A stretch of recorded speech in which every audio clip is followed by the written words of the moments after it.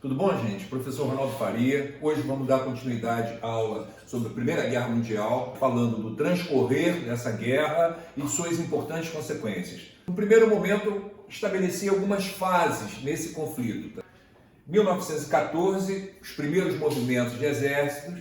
De 1915 a 1917, a famosa Guerra de Trincheiras, que na verdade se estende até o final do conflito, até 1918. Mas, para tornar a coisa mais específica e lá na frente fazer um corte e dar continuidade a essa aula, vamos tratar de uma chamada fase decisiva, com a entrada dos Estados Unidos e com a saída do Império Russo. Então, vamos lá. Nesse primeiro momento, 1914, o que se vê, na verdade, é aquele sistema de alianças, né? Tríplice aliança de um lado e tríplice entente da outra, detonando esse processo. Como eu falei na aula anterior, o que seria uma guerra inicialmente regional entre duas nações, no caso Áustria e Sérvia, pelo sistema de alianças formado, isso acaba se transformando numa guerra inicialmente continental, no caso europeia. Esse primeiro ano é quando esse sistema de alianças ele acaba se configurando militarmente. Uma nação declarando guerra a outra e se posicionando militarmente, tá? Devo dizer também que para a galera que fica esperando o professor falar de Primeira Guerra Mundial e Segunda Guerra Mundial, tem uma rapaziada que adora conflito, não vou perder muito tempo, gente, falando das batalhas, porque isso não tem um peso muito grande dentro das provas, dentro dos concursos. Vou tentar ficar mais atento, né, enfatizar mais a relação íntima que essa guerra tem com o desenvolvimento industrial, certo? Os interesses envolvidos nisso aí, e com grande poder de destruição e letalidade que a proximidade com essa revolução industrial acaba trazendo para esse conflito. Então, dentro desse contexto de desenvolvimento industrial, a diplomacia alemã, acreditando na supremacia militar, né, no desenvolvimento tecnológico,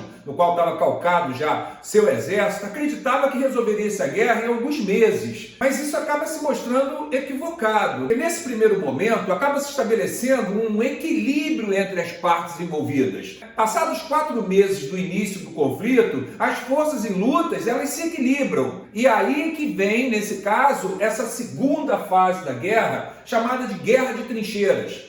Na impossibilidade de decidir rapidamente a luta, ambos os lados passaram a construir trincheiras.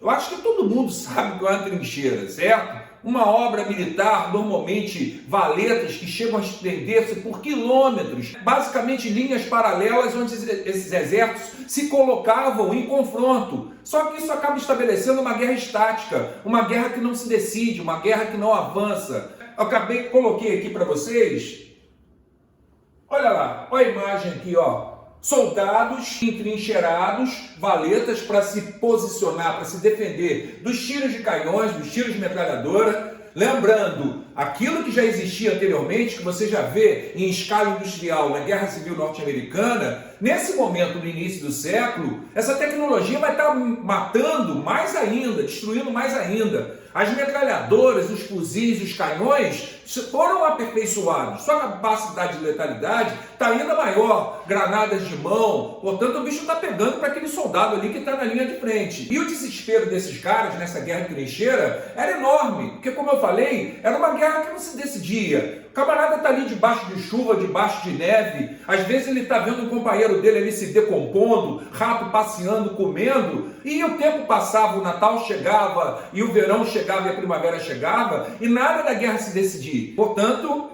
quem estava ali dentro daqueles buracos, daquelas valetas ali, está vendo o inferno de perto. Não era uma situação muito agradável de se conviver. O que eu vou mostrar para vocês agora? A impossibilidade, então, de decidir rapidamente esse conflito, ambos os lados passaram a construir essas trincheiras que eu citei, protegidas por arame farpado, por metralhadoras, mas é aquilo que eu acabei de citar para vocês. Essa tática, ela desgastava os exércitos, né? É a chamada guerra imóvel. Como eu disse, ela não definia um vencedor. E aí vem a questão. Os países envolvidos, eles empenharam-se ao máximo para desenvolver novas tecnologias que possibilitassem uma resolução da guerra. Nesse caso, aí a gente deve lembrar, esse desenvolvimento tecnológico, podemos falar de tanques de guerra, submarinos da Guerra do Atlântico, dos gases tóxicos, do armamento químico, podemos falar também dos aviões. Portanto, essa guerra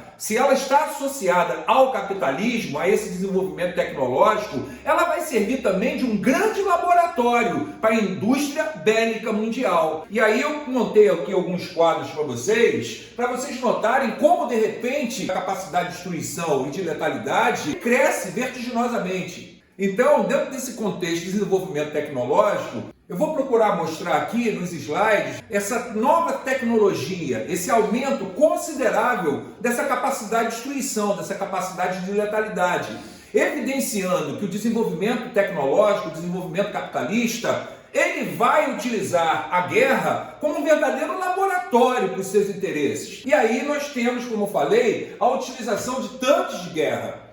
Você tem um instrumento de guerra móvel. Antigamente você tinha um canhão que era movimentado por pessoas, tração animal. Agora não, agora esse canhão está sobre uma esteira, ele é móvel. Portanto, a guerra que era até então estática, ela está ganhando maior mobilidade, uma dinâmica diferente. Esse mostremo de ferro aqui, olha o tamanho desses tanques. Eles traziam canhões, eles traziam metralhadoras. Atrás desse mostremo vai uma tropa de assalto. Nós estamos vendo aqui uma trincheira. Esse canhão ele tem a capacidade de ultrapassar essas trincheiras, de infligir uma perda, um prejuízo muito maior ao lado inimigo. Portanto, a guerra está tomando uma conotação diferente, uma estratégia diferente. Nesse sentido, o tanque é um tremendo avanço tecnológico.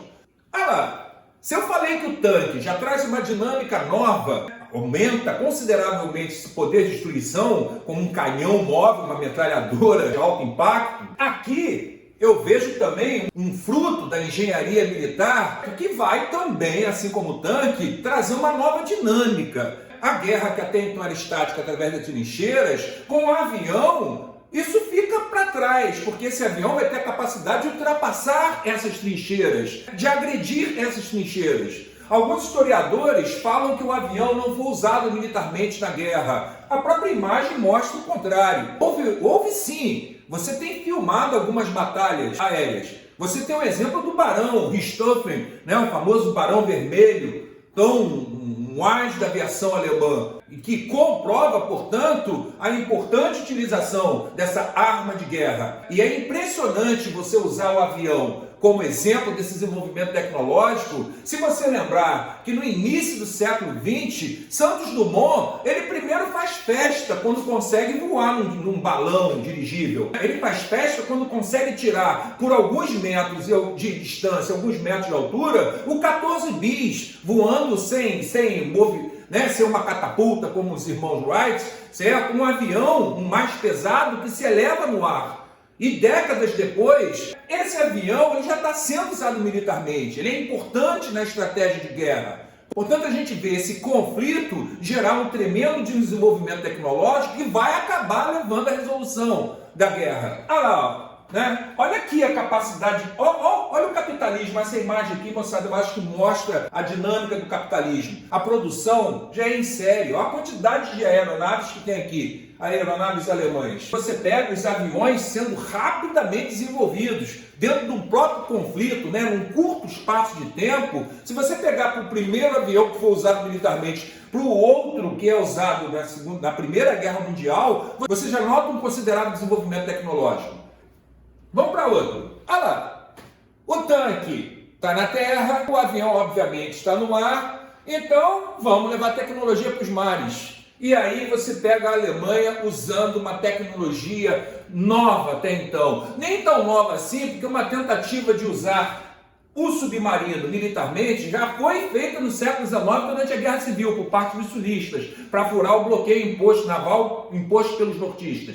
Só que a coisa não evoluiu muito. A Alemanha vai dar uma nova dimensão a essa tecnologia, sabendo que os Estados Unidos, o continente americano, funcionava como celeiro, oferecendo produtos, matéria-prima, armamentos também para seus aliados. A Alemanha começa a impor um bloqueio, uma guerra no Atlântico, e começa a botar navios mercantes no fundo. Portanto, tem uma questão estratégica, impedir o abastecimento das linhas inimigas. E esses submarinos, se num primeiro momento, na Primeira Guerra Mundial, o impacto não é tão considerável assim, na Segunda Guerra Mundial, aí você vai ver que o bicho vai pegar em relação a essa nova tecnologia.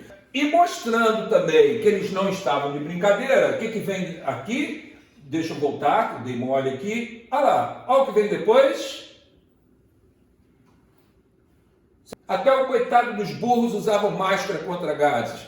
Eu falei ainda agora, uma estratégia também para vencer essa guerra de trincheira é o desenvolvimento da indústria química. Além da questão mecânica, você também fala do envolvimento da indústria química na guerra. É claro que tem desenvolvimento da indústria química, você está falando de pólvora. Morteiros, obustos têm a capacidade de cada vez maior de destruição. Por si só já está falando de indústria química, mas nesse caso você está falando de forma intensa de uso de gases químicos. Você vê que está todo mundo aqui ó, com máscara. Né? Me chama a atenção o uso da máscara para os animais. É uma transição. Se na Segunda Guerra Mundial você praticamente não vê a tração animal, porque você já fala de Blitzkrieg alemã, na Primeira Guerra tem os dois. Ainda tem cavalaria, boa parte das tropas, dos alimentos ainda são transportados por força animal, por tração animal. E na hora que o bicho pegava com os gases, os coitados também precisavam ser protegidos. Eu selecionei essas imagens porque além da questão do uso de máscaras, né, da tentativa de se defender contra esses gases químicos, olha a evolução tecnológica aqui na mão do cara. Olha uma granada de mão. O sujeito está jogando